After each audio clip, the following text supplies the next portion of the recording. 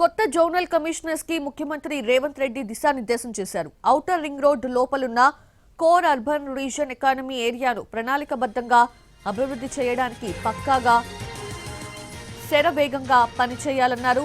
QR పరిధిలోని సిటీని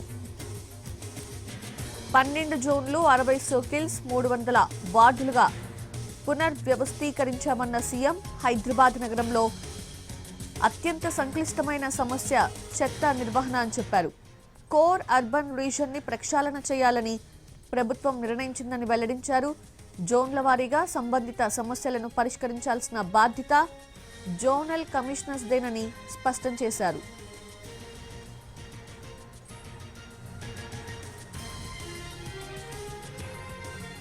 zonal commissioners ప్రతిరోజు ఫీల్డ్ లో ఉండాల్సిందేనని ఆదేశించారు సీఎం రేవంత్ రెడ్డి. సిటీలో ప్లాస్టిక్ ని పూర్తిగా నిషేధించాలని స్పష్టం చేశారు.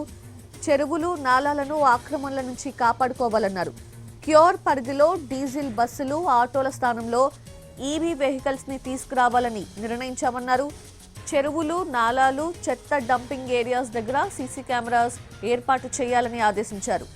నెలకి 3 రోజులు శానిటేషన్ పై స్పెషల్ డ్రైవ్ నిర్వహించాలని చెప్పారు. రోడ్లపై ఎక్కడా చెత్త కనిపించడానికి వీల్లేదు. రోడ్లపై గుంతలు కనిపించొద్దని ఆదేశించారు.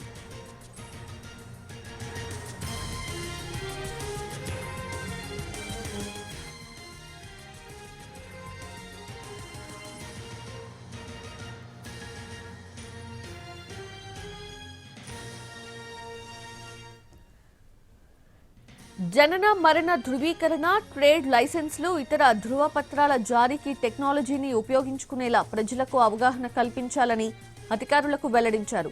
కాలనీ వెల్ఫేర్ అసోసియేషన్, అపార్ట్మెంట్ అసోసియేషన్లతో కమ్యూనికేషన్ ఉండేలా చూసుకోవాలన్నారు. గుడ్ గవర్నెన్స్ నుంచి స్మార్ట్ గవర్నెన్స్ కి మారాలన్నారు. హైడ్రా, జీహెచ్ఎంసీ, వాటర్ వర్క్స్ విభాగాలు నాలాల పూడికతీత పనులను జనవరి నుంచి మొదలు పెట్టాలని స్పష్టం చేశారు. నగరంలో వీధి దీపాలు సరిపడా ఉండేలా చూసుకోవాలని చెప్పారు. క్యూర్ ఏరియాలో విభాగాల అధికారులను సమన్వయం చేసే బాధ్యత స్పెషల్ సిఎస్ చూసుకుంటారని తెలిపారు. దోమల నివారణ, అంటువ్యాధులు ప్రబలకుండా జోనల్ కమిషనర్ చర్యలు చేపట్టాలన్నారు.